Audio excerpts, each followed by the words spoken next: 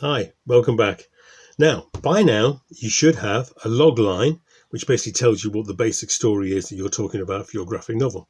You should have a series of beats taking you through the whole story, which places where things should happen in that story. However, I was assuming that you're a bit like me, a head full of stories. But what I forget is that I spent my entire life creating stories. So I'm used to the idea of people coming to me, give me a couple of words, an idea, an object, and just creating something from the get-go. But that might not be the case with you.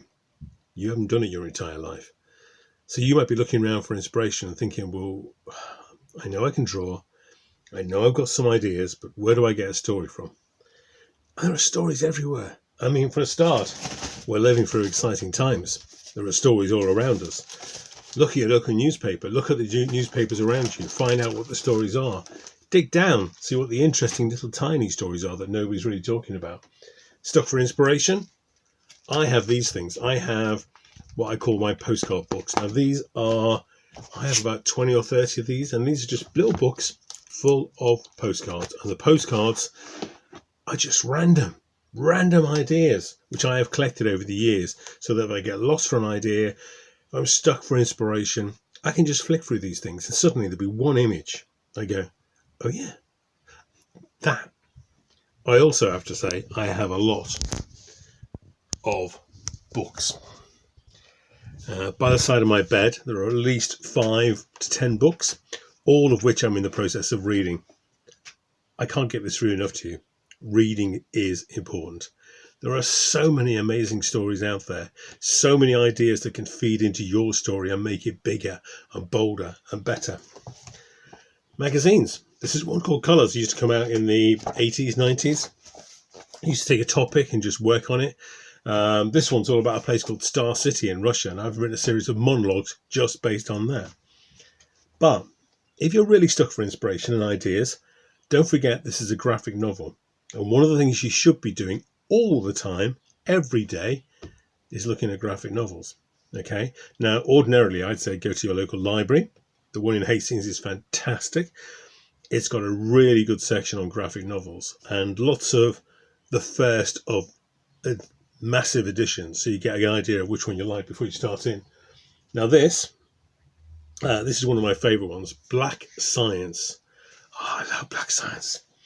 Black Science is one of those graphic novels that doesn't spend ages getting you into a story and developing things. It's just straight in with the chase, straight in with monsters trying to kill you, straight into being zapped through time zones. It's full on, and I absolutely love it. Highly recommend it. The artwork itself is just stunningly beautiful, but it's the story for me. It's the fact that straight away things are chasing me. Straight away things are after me. Straight away I'm into warped time and places and history. It's epic, but it's also about a family. So it's epic and it's small at the same time. So here's the other thing. The other thing that's most important to you as a graphic novel creator, as a storyteller, is this. It's the simplest thing in the world. It's a notebook, and it's a pencil. I don't go anywhere without this and without this. You never know when you're going to see a character walking down the street that makes you go, yeah, that's the character I want in my story. Them. Okay, you don't know when you're going to sit in a cafe or you're bored somewhere and an idea is going to come into your head. This.